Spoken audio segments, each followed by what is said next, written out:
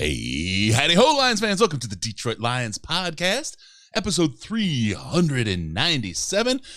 This is the Detroit Lions NFL Combine preview, and it's official Detroit Lions podcast for Reddit. I am your ever-dashing host, Chris, and here with me is my unflappable parent of an abused child, co-host Jeff the Risdon. How are you, brother? I know pressure tension's running high, bro, and I apologize. I am trying to hold it together. My daughter is a very good basketball player. She's a 7th grader. She played a game today where she was physically assaulted on the court, and it didn't get called, and it's personal between her and one of the officials, and it really got me mad. She almost required a trip to the doctor. She was bleeding from 2 different places, and one of those she got called for a foul on herself. It was rough. It was bad. The parents from the other team were coming up to me and apologizing for their own daughter's conduct after the game. It was that kind of day. I'm normally pretty. I will yell most of the time in support. I yelled today out of anger, and if somebody that I trusted wasn't there, I probably would have gone on the court and kicked the ref's ass myself.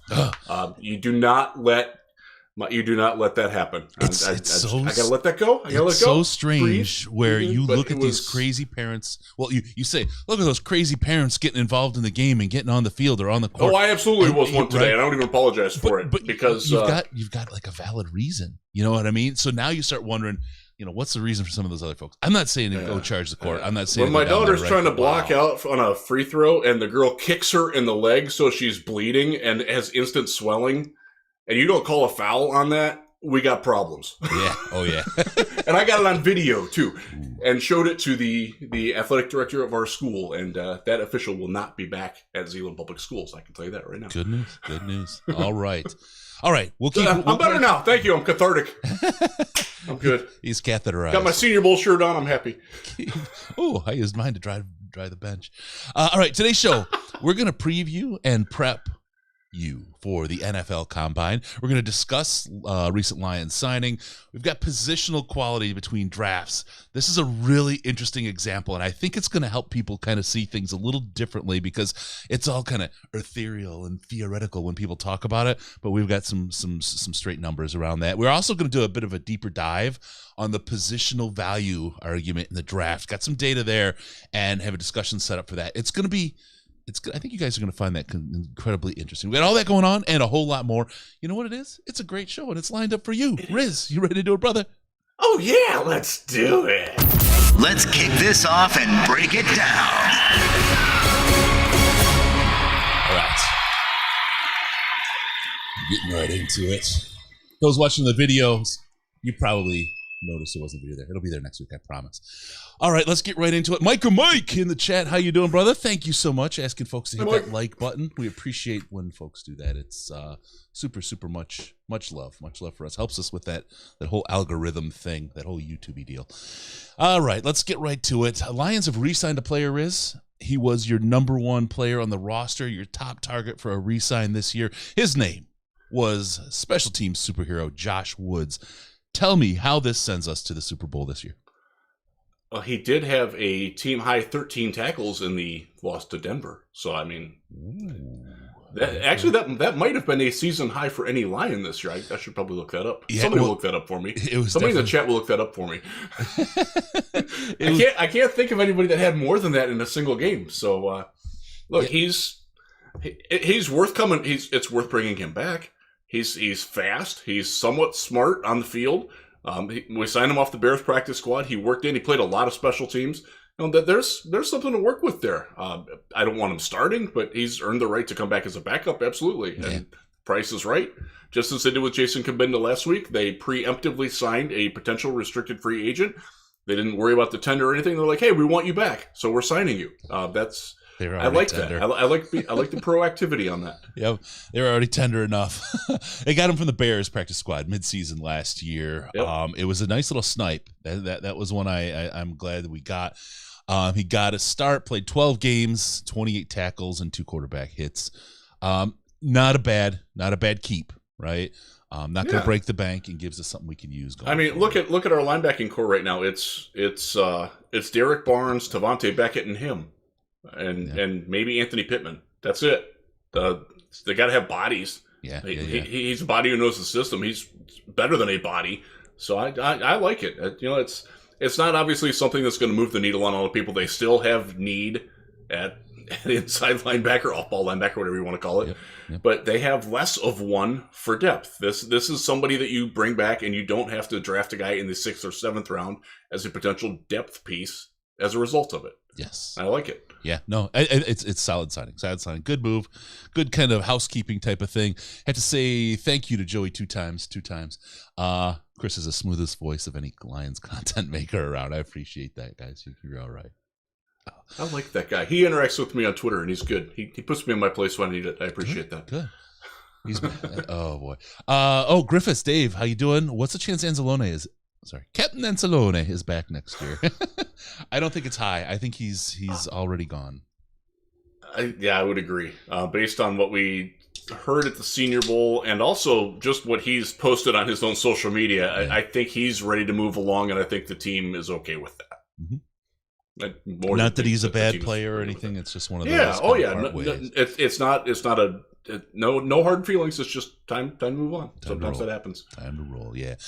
All right. Let's talk NFL scouting combine. All right. Lot to talk about here. First and foremost, Riz will be there. I will be.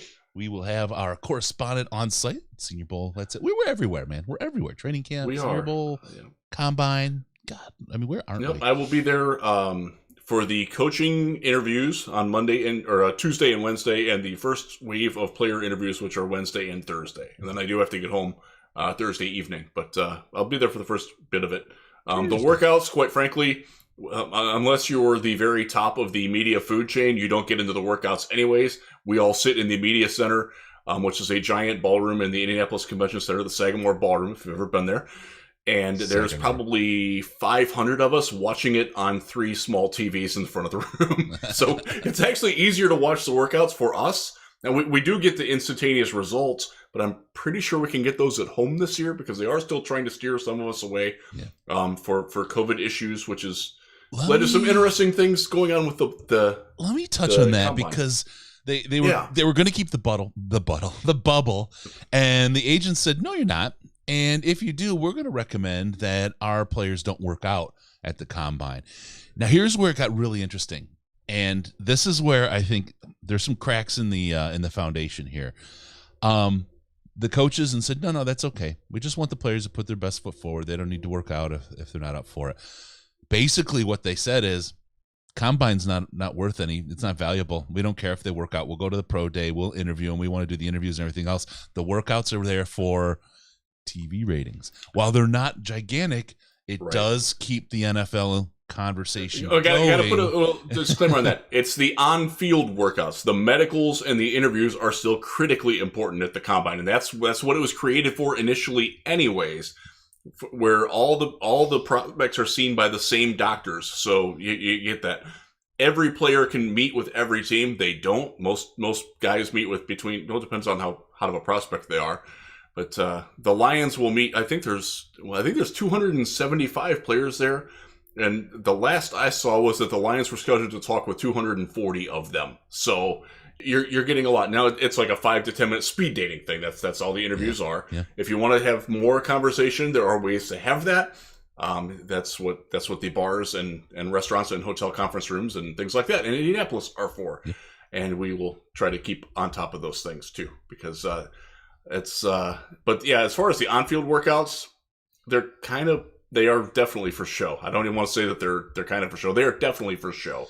There are training centers around the country, Exos in Pensacola being one of them, IMG in Bradenton. There's the Speed School in Dallas that Mike Conley Sr. runs that are specifically training directly for those physical, like, I will teach you how to add 4 inches to your vertical jump. I will teach you how to do better at your long jump and broad jump and your start on your 40-yard time and getting your 10-yard splits better. And it's like being coached for track or field rather than coach for football. You lost me And- at vertical jump there. When you were saying add 4 inches, you had my attention, and then I'm just not as tall as I used to be. Yeah, there's actually a trick to it, and I taught my son one of the tricks to it when he was getting measured at the Chris Paul All-Stars camp last summer, and it worked for him. And it wound up added like 2 inches to his vertical just because he knew the little trick that I taught him, which was pretty sweet. Yeah, yeah.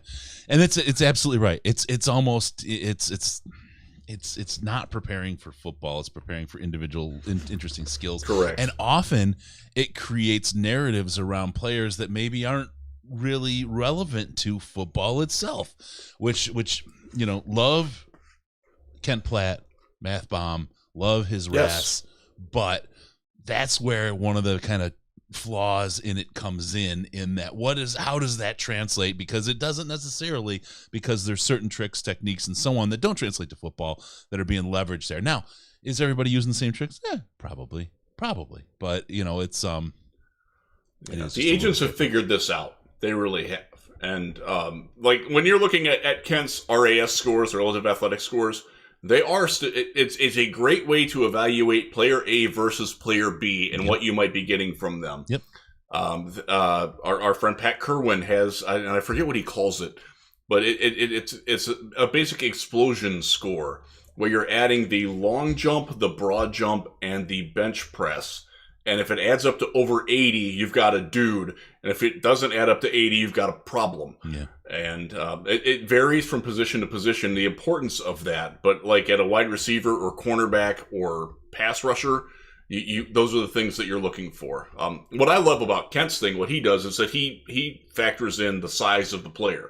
Like a 6'2", 225-pound player has different expectations than a 6'7", 300-pound player. And he does that. He does a great job doing that. So I always appreciate that. But if you're thinking, oh, this guy, he's got a 9.89 RAS, that means he's going to be great. No, it means he's a really good athlete. It doesn't mean he's a good football player. Yeah. You got to be real careful about that.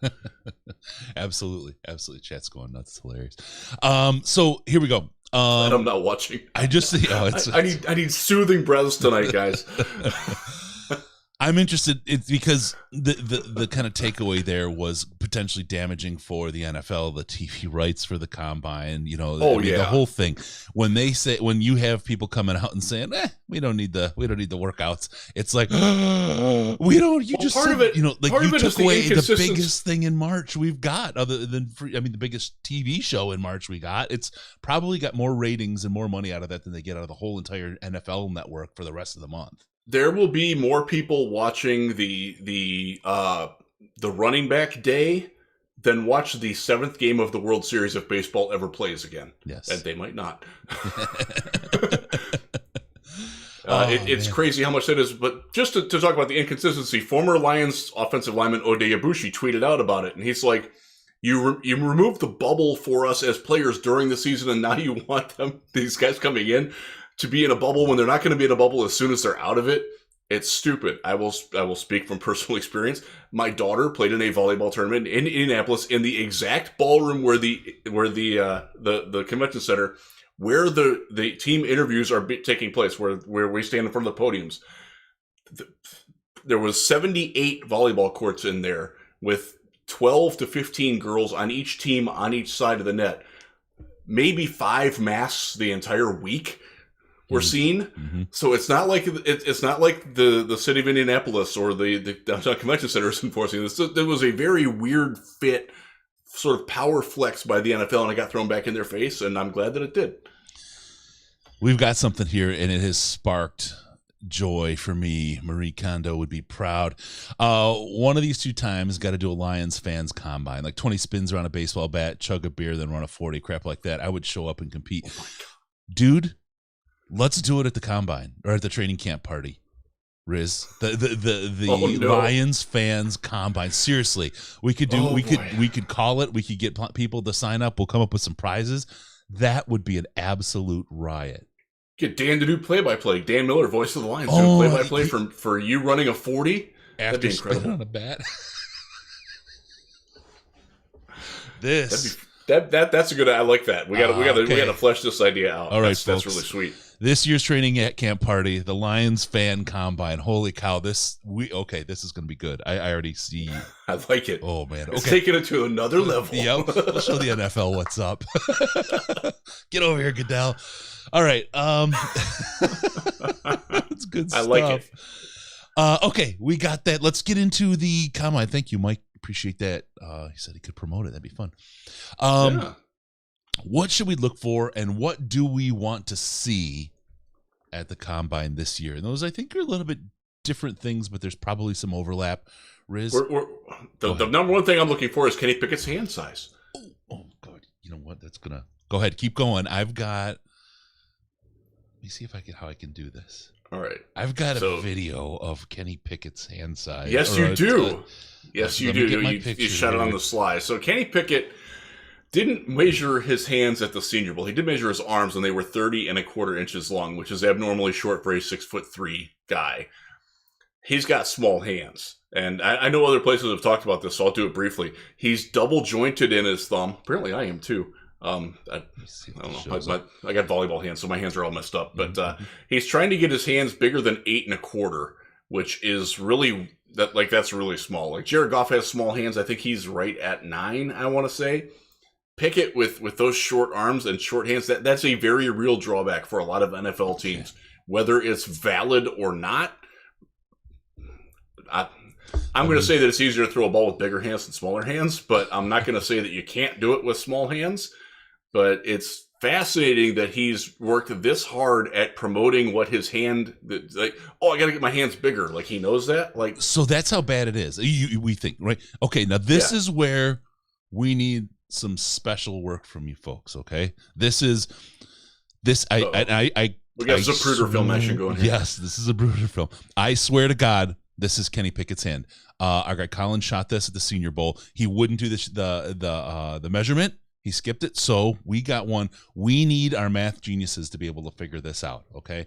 Let me see if we can get that. We got his hand right there on a Gatorade bottle. You can figure out the diameter of that bottle. I will verify that is 100% Kenny Pickett. Yeah. Because I made a crack that he doesn't need 2 hands to hold the Gatorade bottle. That's a good sign. Colin will back me up on that. Yep.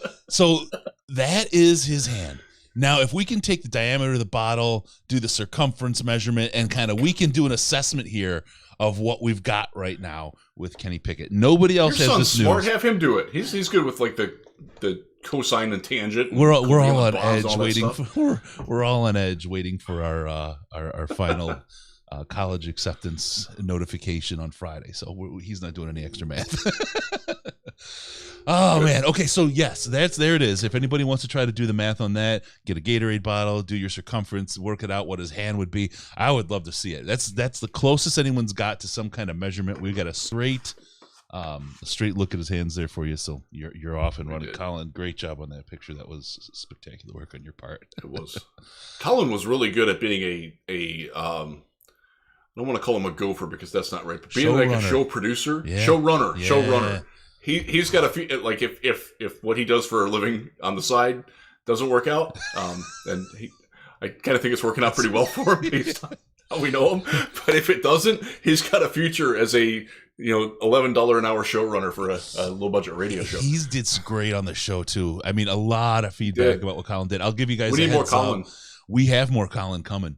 We have player breakdowns in 5 to 10 minute videos of key players that could potentially be available at positions where the Lions are drafting. Going to do a breakdown of each one, give you the info you want in nice bite-sized chunks, about 1 or 2 videos a week, all the way through the draft. You guys are going to love this stuff. This is going to be exactly what you're looking for as far as player scouting, player information as we head to the draft to help you kind of put your thinking together. All right. He did so much great background stuff for the Senior Bowl. His level of detail is a lot better than a lot of the people that you're watching on TV, quite frankly. Yeah. I mean, breakdowns. I'll just do a quick show here of players. Yeah. All kinds of information. This is 57 pages of player pictures, information, data, the whole thing. He broke it all down for us as kind of our cheat sheet ahead of time. It was so helpful, man. It really was helpful. Oh, it was awesome. Okay, let's go. What else should we be looking for in the combine, Mr. Risdon? All right. So what you are looking for is anomalies compared to film. So if a guy is fast on film and he runs slow, that's an anomaly. If he's slow on film and runs really fast, that's an anomaly too. You're looking for guys. They've gotten better about this, but a couple of schools, notably Louisville and LSU, love to list guys at 6'2" and then they're 5'11" and 3/4. That's getting better. Virginia Tech's kind of bad about that too. But you want to see like big discrepancies from listed weights and heights and arm lengths and stuff like that from colleges based on what the NFL is looking for. Right. There will be, by the way, the Senior Bowl tends to measure big, and the Shrine Bowl tends to measure a little small. But as long as they're within like a quarter of an inch on arm length and all that stuff, it's normal. So, but the other thing is like just guys that don't test the way you expect them to. And I'm trying to Tease Tabor is a good example. He wasn't fast at Florida, but I never thought of him as being like 4.6. I think it was 4.72 was his 40 time at the combine. Right. Going back a few years here. But like that seemed really odd. But then when we watched him run, and that's one of the things that we're doing when we're sitting in the media room, we're all sitting around, and I remember that year actually very well. I was sitting next to Kyle Krabs. We were sitting in the front row watching it, and John McClain from the Houston Chronicle was sitting to Krabs on the right side, and we're all like, it looks like he doesn't like to run. McClain said that, and Kyle and I looked at him and looked at each other like, yeah, you're right, it does. So you're looking for. Look, who's going to be fast. Who's going to be the fastest. We have and we normally have somebody exchanging hands about who might be the fastest. I haven't made my pick yet on who that's going to be. But you're looking for guys like if you expect them to run a 4.45 and they suddenly run a 4.32, you're like, okay, all right, now let's go back. Let's look at their film, but also let's look at our friends at Next Gen Stats and see if they have a top speed score on this guy. Yeah. Is he running 19 miles an hour or is he running 21 miles an hour at his peak? How long can he sustain it? And those are the things, and this is one of the reasons why the combine, the physical testing is sort of getting diminished, is because we're having the things like we talked about with the guys from Zebra Technologies who track all this stuff now with the stuff. And we had a great interview with them at the Senior Bowl. Please check it out. It's one of the favorite interviews I've ever done. And I've been doing this a lot.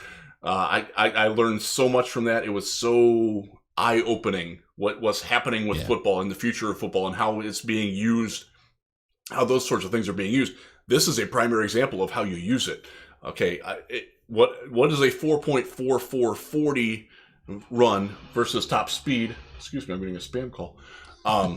Best kind. I don't need a car warranty. Damn it, I've had enough. But yeah, so you're looking at like validation, and the honestly, most NFL teams look at it the way: are they doing something like bad? Like, do you expect this? I'll just pick a guy out of the ether here. I'll use Nakobe Dean as an example as a linebacker. We know he's going to be 5'11". We know he's going to be about 226 pounds. We know his arms are under 30 inches long. We know all this already. Those are all really bad flags, by the way, folks. If you've got him mocked in your top 20, he ain't going there. Not at that size. Now maybe Georgia is short shifting him. Maybe, I don't know. That's part of what the combine's about. Yeah. But you expect him to be a low 4.5 guy, maybe even a 4.48 to 4.52, 4.53 guy in the 40. If he comes out and runs a 4.6, then you're going to have a lot of problems with that. And that's not just specific to Dean. That's specific to a lot of the linebackers in this class. If they're not as fast as you think they are because they are small, like that's what we're looking for. I can guarantee you that's what the Lions are looking for specifically in their scouting sections. And we've had conversations with them about this over the past couple of years, and some of the scouts are still the same. I know John Dorsey. I know exactly what he's looking for from his Browns days. He's very, very upfront and clear about it. At linebacker, we're looking for a big, slow thumper, kind of in the Tavai mold. Is that what I'm God, I hope not. I really hope not. Oh, that's bullshit. I had to put two together. Yeah. So those are the things that you're looking for are guys that, or also guys that look like they don't care and didn't train. And Tease Tabor would be one of those. The guys who show up, obviously, like Calvin Johnson is legendary for borrowing shoes to run the 40.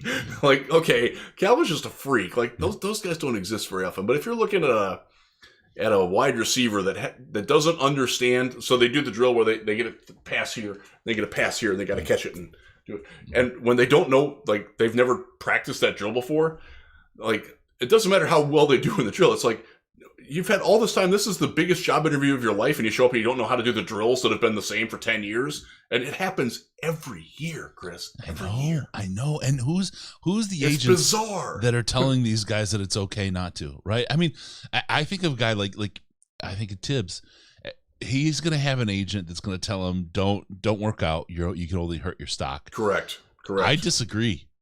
And we'll talk about him a little bit more in a little bit, but I disagree because the knock on him is could get slightly erased if he shows up and busts his butt in that combine and shows his dedication to the craft. It's an interesting that absolutely matters. Yeah, it does. Yeah, and I think that's one of the things that's given him, going to give him troubles in this draft. So we'll see. All right. Anything else that you that jumps out at you that you want to kind of point folks to? As far as the combine and what they should be looking for. Yeah, the other thing with the combine is that it is the last time before the draft that we, as a collective media, will have access to Dan Campbell and Brad Holmes. They are talking on Tuesday. I will be there in the media throng. I tend to stand in the back because I'm tall. I don't like standing in front of Justin because that's rude. Although when the Browns coaches and GMs are there, you better believe I'm standing my tall ass in front of Tony Grossi because he doesn't deserve it. Do it every year. Me and Dan Kadar from Ohio.com. Dan's a very large man. He and I purposely try to stand in front of Tony Grossi just to piss him off because he's terrible at his job and deserves to be fired. So you don't have an opinion, is what you're saying?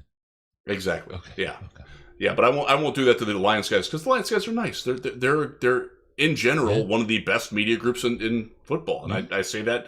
Yes, they are my friends, but I also dealt with a lot of other ones. Let me tell you guys. We are a little spoiled by some of the talent that we've got writing and covering this team. We really are. Yeah, and for the most part, they're innovative and everything. They do a good job out there. I like most of them. All right. So we will talk, and like the questions. We always try to get Dan to be entertaining, and I think he will probably give us something, but.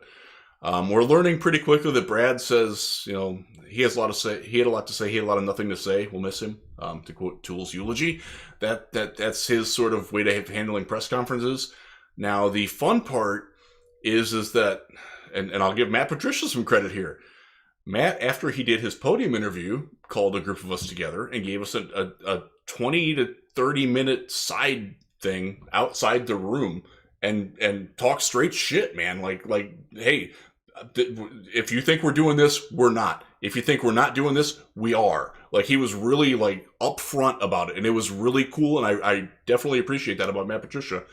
I don't think we're going to get that from Brad Holmes or Dan Campbell, but that's part of the reason why I'm there. Is just to see. I love the transparency. This is a different team, right? They're locked down. They are absolutely locked down on information. But when it's over, they open up and deliver. They talk about how they got there, why they got there, the whole thing. Absolutely. I'm just really, really impressed with the level of transparency and when you get it. It's just being patient as a fan, right? You want to know beforehand. You really, really want to know. We've got a regime right now that it's not getting out. And I mean, look, Dorsey's a master at rooting out leaks. And not only is he so good at it, he's known for being good at it. So even people that may have leaked in the past. For those of you who wonder why Elliot Wolf isn't employed somewhere, there you go. People that used to like maybe be able to share a thing or two, they're not there now.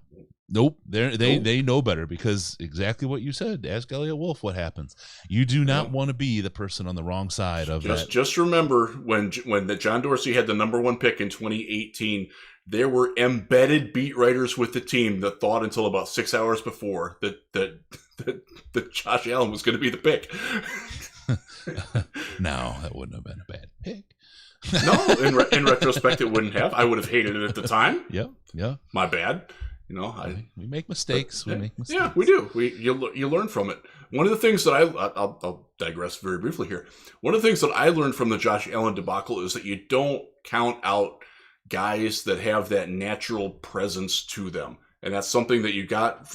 I got it when I saw Josh Allen play in person at Eastern Michigan. I'm like, that guy is a natural leader of men, and he doesn't even try. Like, dudes just they want to give their souls to him, and I discounted that too much.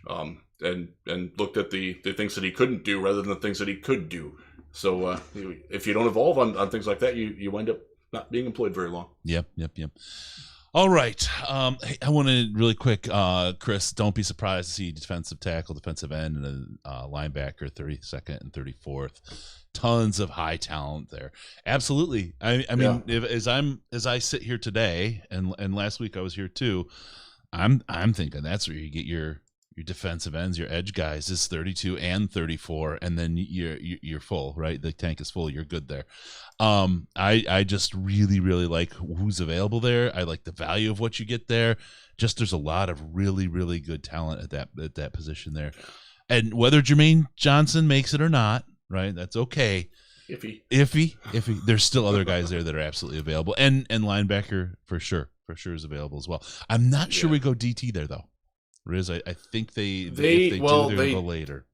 They've got there is some good depth at that, but you're going down a couple of tiers from there. Like you can get a guy, and I put him in my mock draft this week. Davis from I'm blanking on his name. Wyatt from Georgia. Sorry, I'm fried. I put him there, and it seems to be a pretty popular thing. He's the Nick Williams replacement. They don't have the Nick Williams replacement on the roster. They would like it to be Levi Onwuzurike. Based on what we saw last year, he ain't it. So they gotta take another swing at that. Even if now, then you have a happy problem if Levi was okay. He really was bothered by that hip injury that lingered on, and he just wasn't ready. Yeah. And now in his second year, he comes back and is ready. We've seen that before. Darius Slay is a great example. Darius Slay was not ready as a rookie. He was awful. He came back his second year and was phenomenal. Yep. That does happen, and don't discount that happening for Onwuzurike, but you also can't bank on that. And judging by the talent selections made in the rest of the draft, my faith right now is in Holmes. This is the draft that's really going to put out. Did we get super lucky? Which frankly has not happened to the Lions. I can't think of the last draft that they hit this many this well. The year they got Ziggy was like the worst draft, and the Lions nailed it. Yeah, they got good players out of that draft. Yep. That was probably the last one. Yeah. That was what, 2013? Yeah. I want to say. It was big. Yeah, that was the last year I lived in Houston. I went to the draft in Vegas that year and won a lot of money on people who thought that they knew things and didn't. Side bets at the booking, the Tropicana Sportsbook in Vegas was a lot of fun. All right. Ben Diesel, I believe Levi takes a huge dump next season. He played a different position in college, was injured this season, and had a whole year of football off.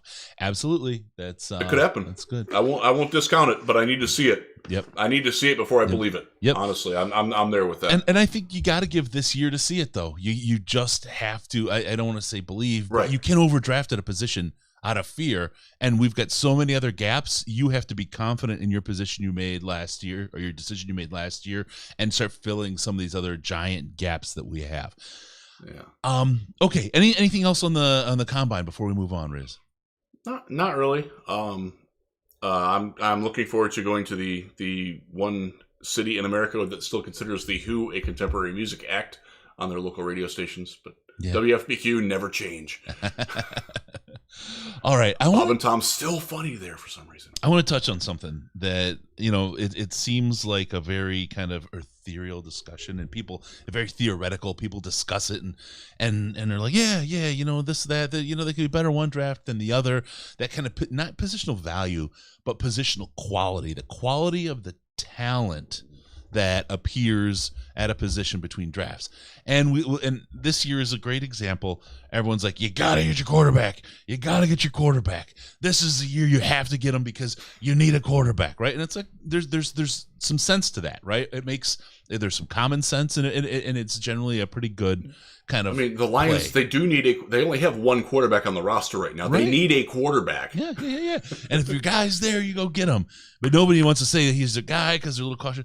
I want to just bring up this infographic. This came from CBS Sports, and I think this really, and I know this is probably an outlier. It's the one set of data we got. I didn't have time to go dig any deeper, but different quarterback classes and how they can look year to year. We've got the 2012 quarterback class and the 2013 quarterback class. All right, so the 2012 class at the top, Russell Wilson. This is on career passing yards right now. Now, top 5 career passers from each class. Just the first thing that jumps out at you is the number 1 draft pick, Mike Glennon from 2013, has fewer overall pass yards than the number 5, less than half.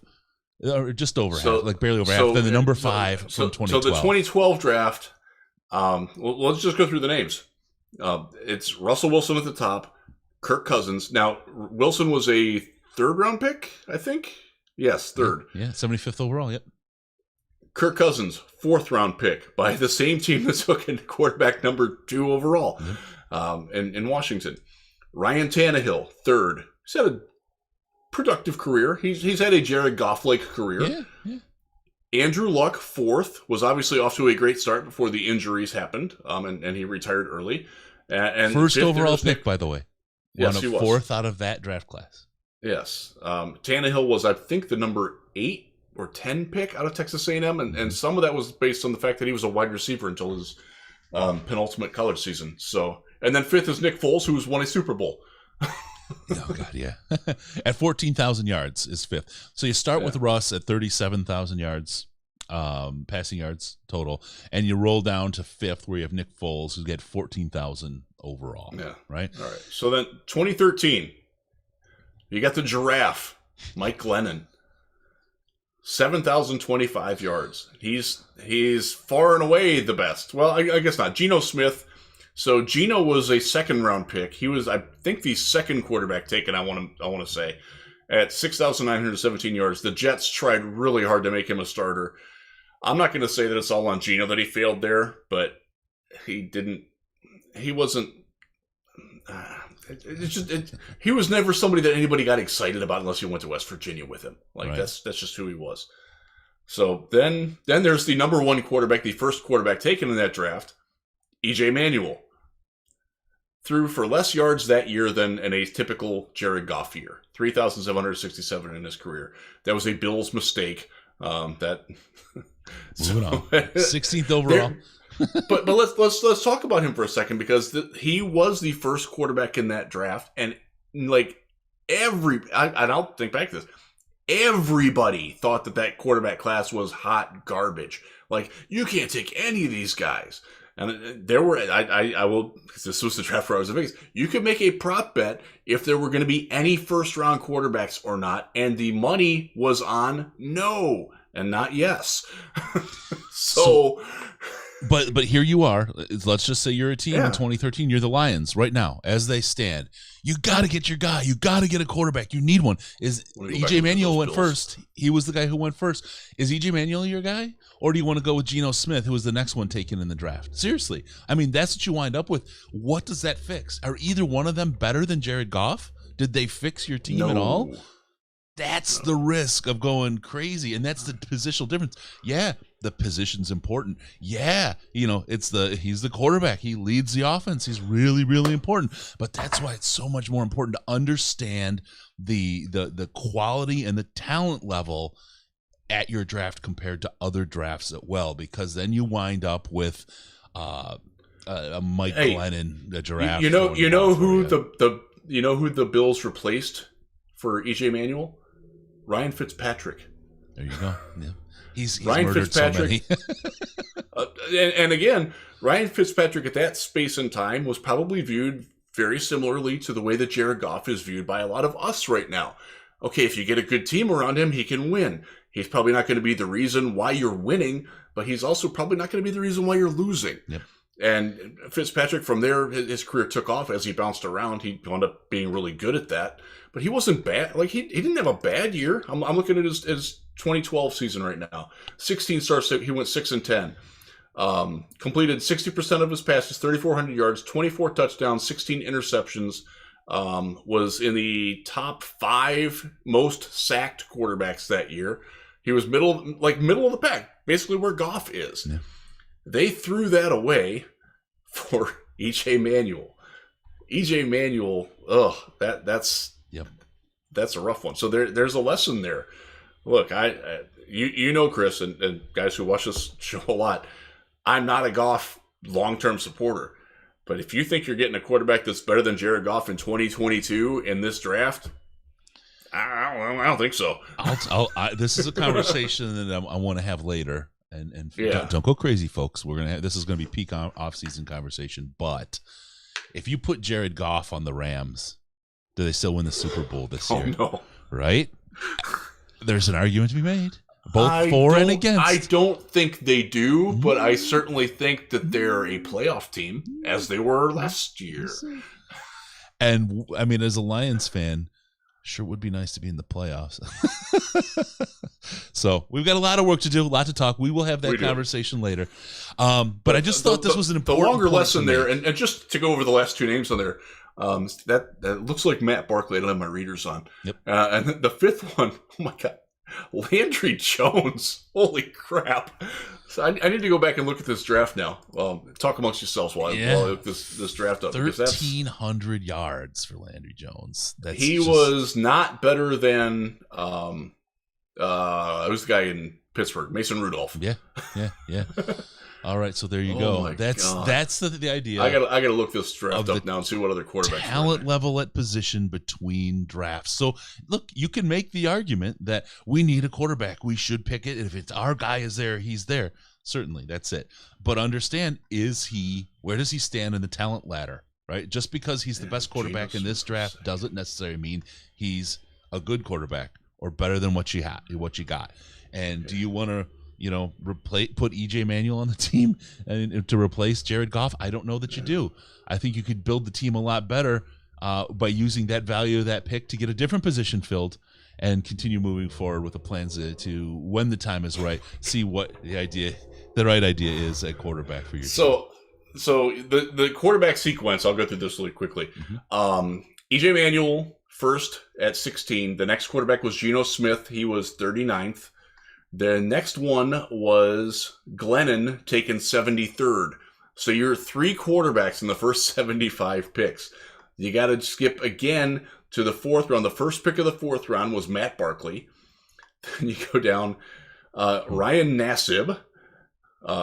Then you got Tyler Wilson, who never even made the Chiefs as a player, was the number 112 pick. Oh, he was actually picked by the Raiders. Now that I look at it, I always thought he was with the Chiefs. That's my bad. Just going deeper,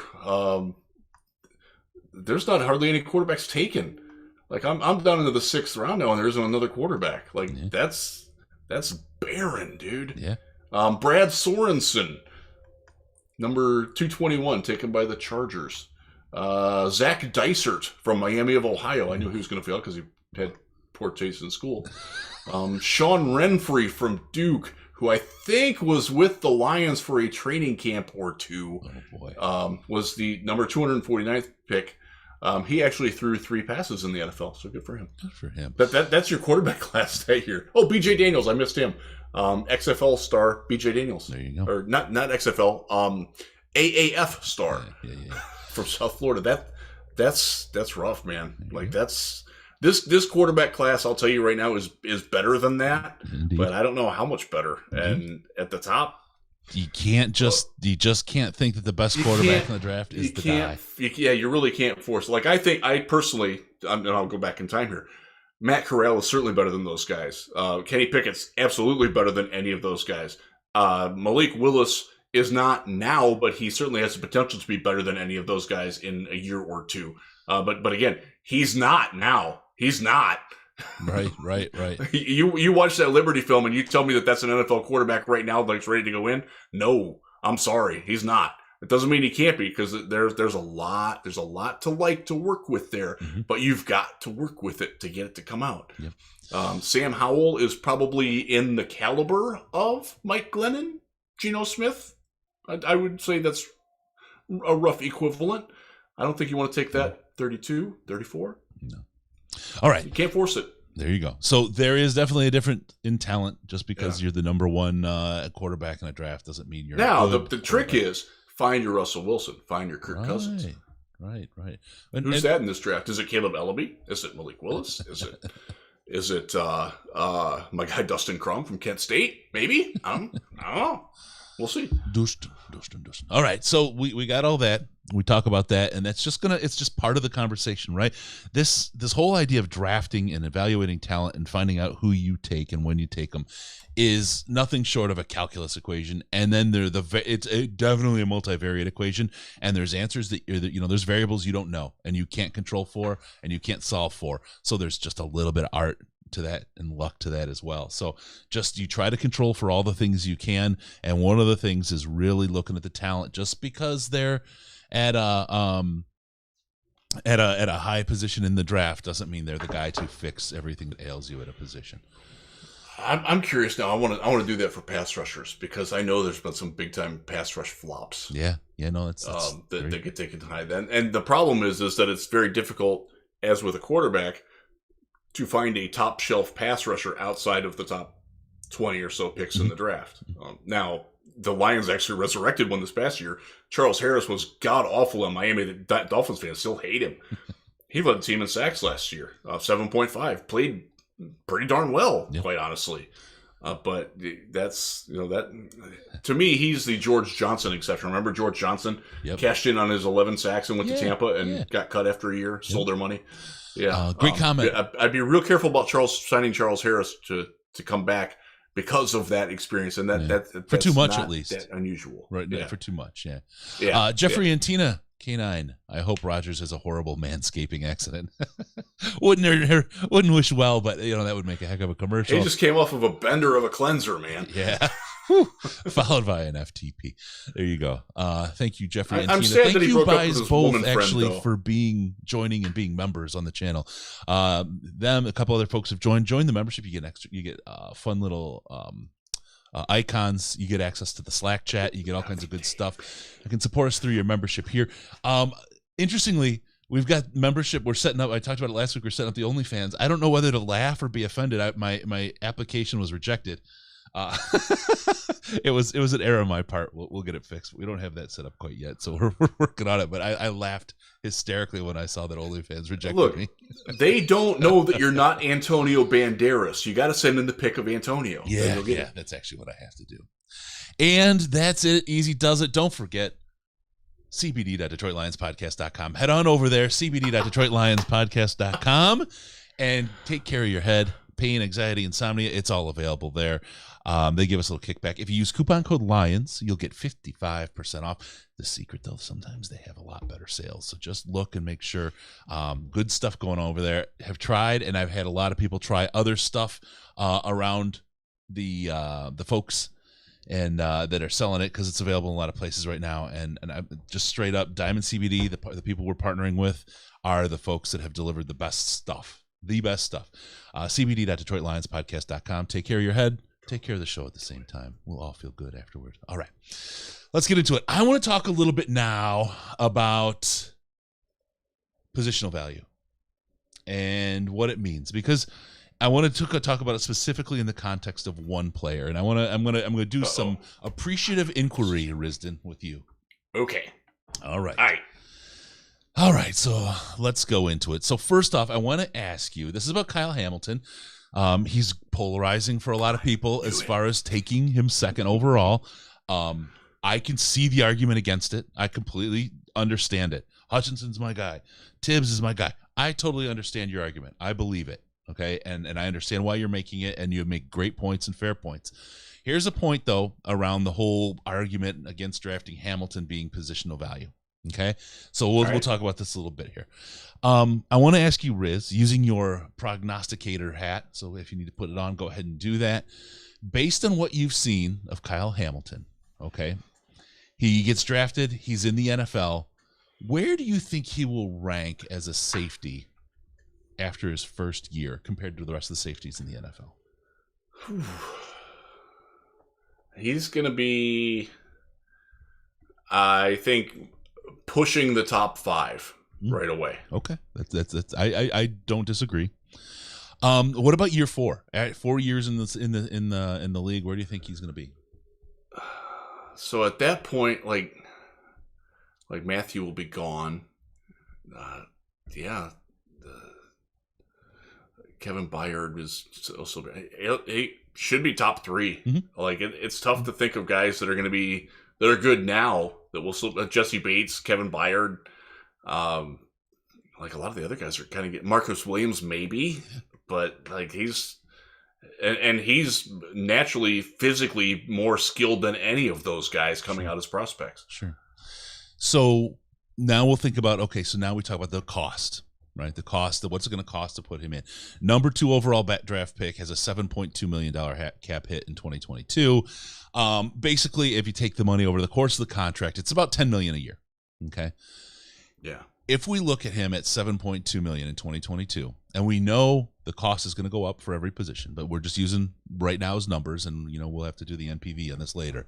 $7.2 million cap hit at safety would have him be the 20th highest paid safety in the league this year.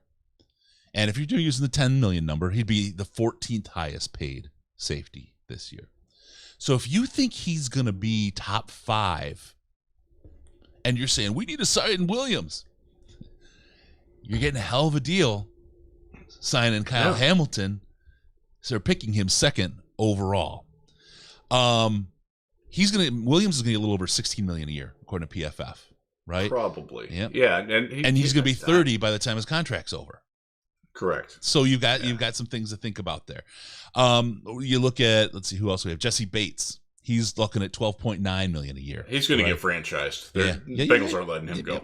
I'm just saying 12.9.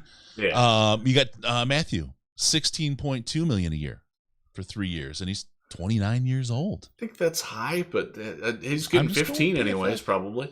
Just going with PFF. Quandre Diggs. Love our guy. 29 years old. Come back, please. $10 million a year. That's Tell fair. me positional value, the quality of Kyle Hamilton as a safety versus what you're going to pay, and to have him at that lower price. Tell me it isn't a value. You're arguing against positional value. I'm telling you, you know what? Dollar value. I understand dollar value, but now the value of the position of safety, I think on this team, it's super high because we're staring at Will Harris. Right now, your starting safeties are Will Harris and Brady Breeze. Yeah. So again, for a defense that requires 2 really good safeties to work. Yep. Like 2 guys that are better than Will Harris, and right now Will Harris is the best you've got. Yep. They ask anybody who has covered the Saints or any people from that tree. Safety is far more important to what they're trying to do defensively than off-ball linebacker. That's why the Saints go cheap there. That's why they load up on the safeties. That's why they are really going to miss Marcus Williams when he gets away. And by the way, if you didn't see it, he posted on his Instagram story a countdown to free agency, which was interpreted by most people well, he ain't coming back. Yeah. Well, they can't afford him. Right? No, they can't. You're talking, Marcus Williams again, $16 million a year, a little over $16 million. He's really, really good. Yeah, absolutely. And you can get him for 7 hit immediately, 10 average over 4 years. What do you do? Now, here's the other part. Marcus Williams, why not sign him?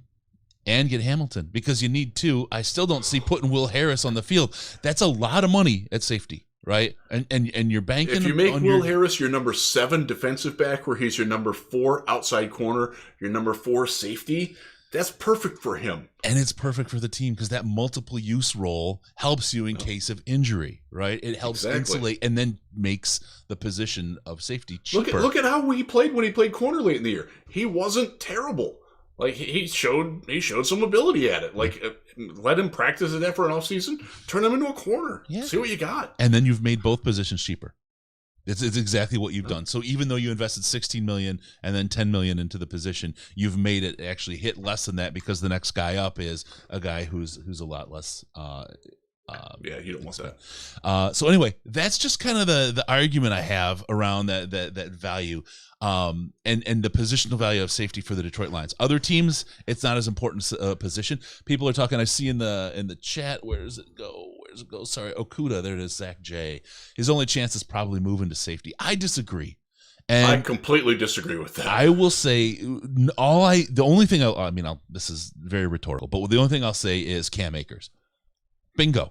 If that's what we can expect from somebody coming back from that kind of injury, holy cow. By the time we're in season and Okuda's about to play, he's going to have way more time to heal. Way more time. We've seen if you've seen it came out, I think today or yesterday, there was some film of Okuda's recovery and what he's doing right now. And it's like, no, he'll be back. Oh man. I don't think his skills match safety very well, because the things that he struggles at cornerback are the things that you really can't struggle at safety. He sees too much. He's reading too many things and gets paralyzed by analyzing. It's actually what Will Harris's biggest problem is. That's one of the reasons why Will Harris is a better corner than safety, and I said that back at the time he was drafted. Okuda is the same kind of guy. Like, he's a guy that he needs to have like that one task. Like, lock him down in man coverage. Or if you're in the zone, just interpret your area of the zone. Don't worry about what's going on over here.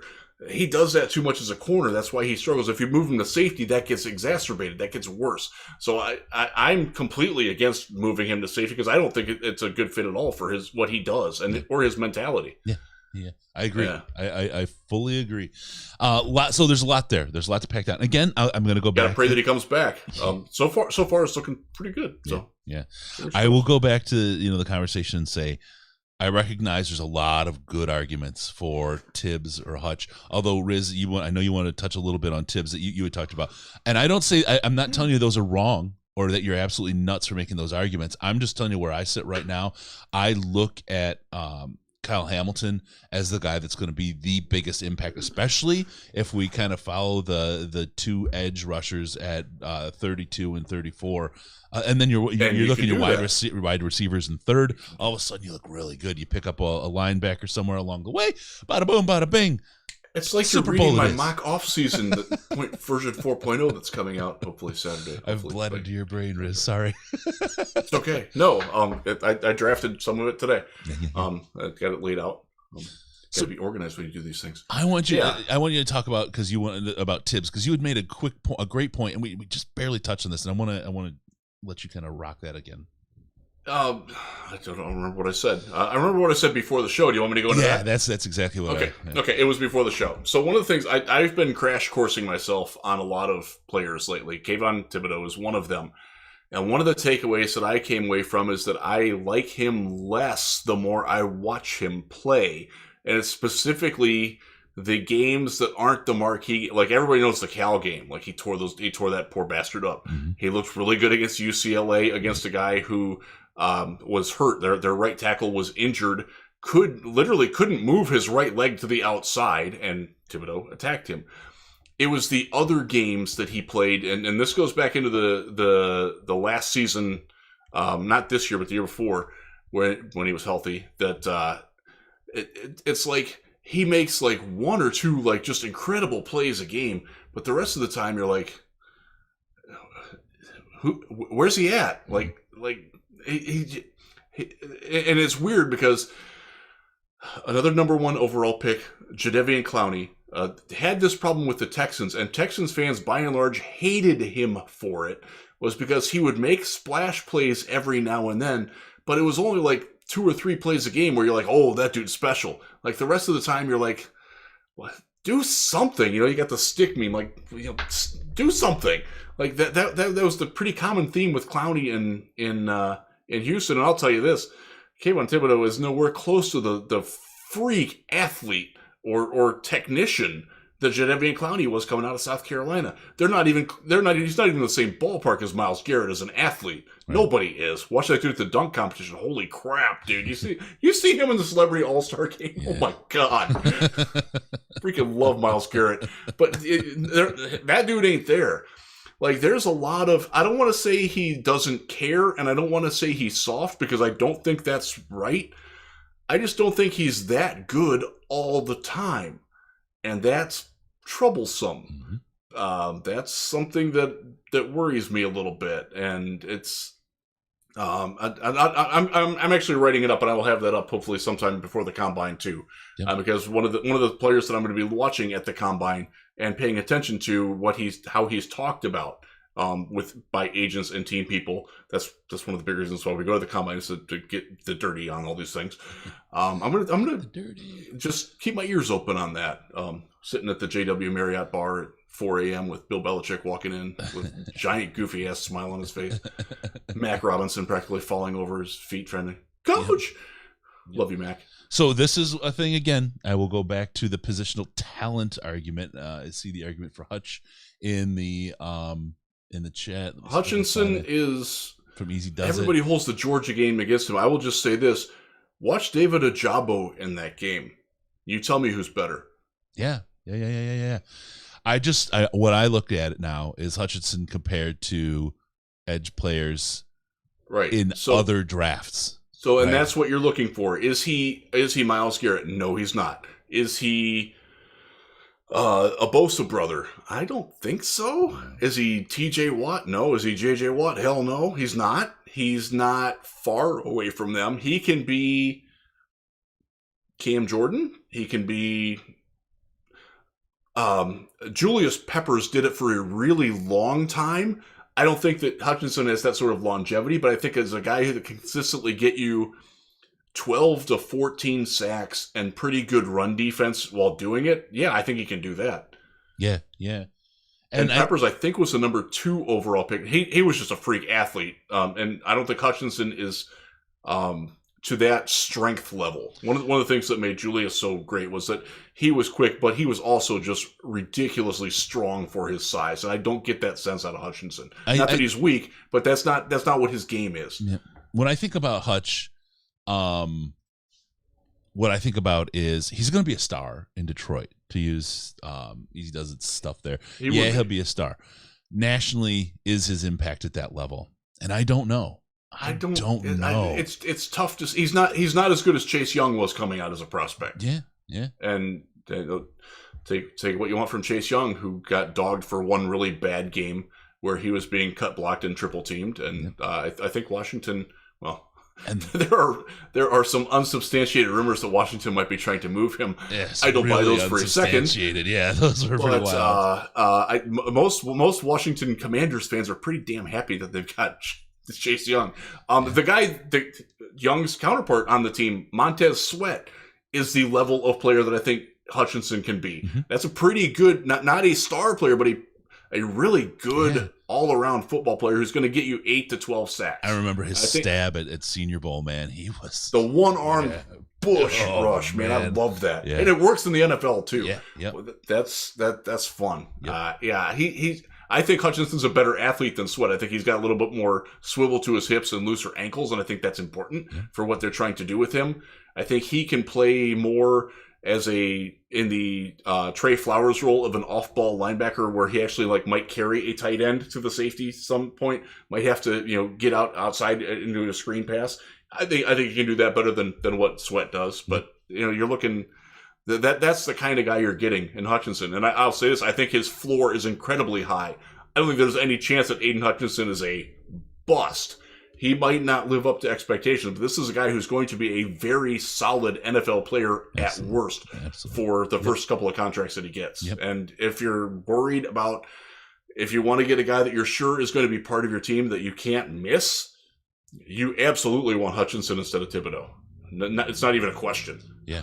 No, I think you're right on, man. And this is a weird draft. It's the problem. It's weird, and you really, that cross talent value, that cross draft is really where you have to start looking at these guys to help get yourself a good understanding of where someone should or shouldn't be picked. I'll tell you, you mentioned swiveling hips. You want to get your hips swiveling the right way, you head over to DetroitLionsPodcast.com/store and get yourself one of our sweet Detroit Lions Podcast t-shirts. We got some other good stuff there. We got had Pine Knob shirts before Pine Knob had Pine Knob shirts. Let's put it that way. That's how cool we are. They followed our lead and decided to rename the place, which they should have done. I think there's, great stuff available, all kinds of good stuff available. There's some huge merch news coming, some giant blow your just pop your top of your head off kind of stuff. More to come on that. Really, really good stuff. For now, DetroitLionsPodcast.com/store. Go get yourself some great shirts, t-shirts, and mugs, and phone cases, the whole thing. It's all there. Get yourself some swag and show off just how cool you are to all your friends and anyone hanging around in your space. DetroitLionsPodcast.com/store. All right. I want to really hit again. We've got some great player breakdowns coming. I believe they're going to be starting next week. Colin has come in, the guy who did all that great work that I showed in that book that we used at Senior Bowl, the background book. He's got some great stuff coming, and he's going to break down player by player some stuff for you guys, and he's going to talk about Hutch, Tibbs, Hamilton, and he's his own guy. As we've talked about, one of the things we want on our YouTube channel is a lot of different voices. We love the idea of different kinds of people bringing different thoughts. Again, like I said, people that like Hutch, they have a lot of great reasons for liking him, right? Absolutely. And I think I got some great reasons for liking Hamilton, right? And it's okay to like. There's nothing wrong with liking Thibodeau either. That he does things that other people in this class cannot do. Yeah. There's definitely some definite appeal to that. Yeah.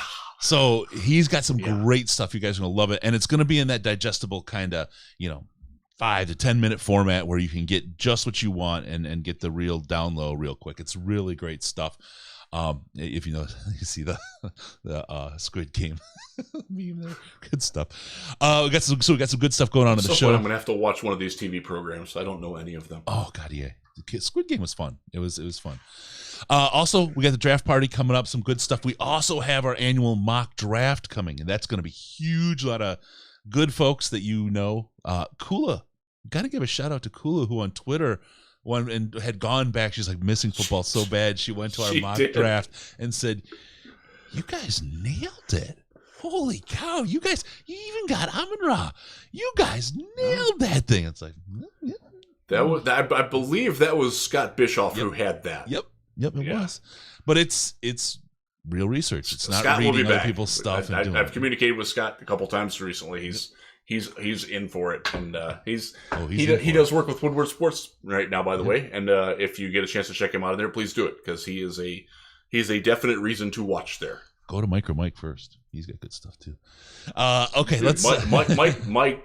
He's the guy, man. We talked about this the other day. We love Micro Mike. That guy, his energy and I just love. It pumps me up, man. Yeah. It gets me feeling good. I don't always agree with his opinions. He doesn't always agree with my opinions. It doesn't matter. I love the way he presents it. I love the way he goes about his business. Yep. Yeah. Absolutely. It's awesome. Yep. And you're right. And Scott Bischoff is one of the smartest guys in the draft. Brilliant. Yes, he is. Great. Absolutely. Love his. Proud to call him a friend. Yep. Great stuff from him. All right. With that, Amazon.DetroitLionsPodcast.com. Don't forget about that. Amazon.DetroitLionsPodcast.com.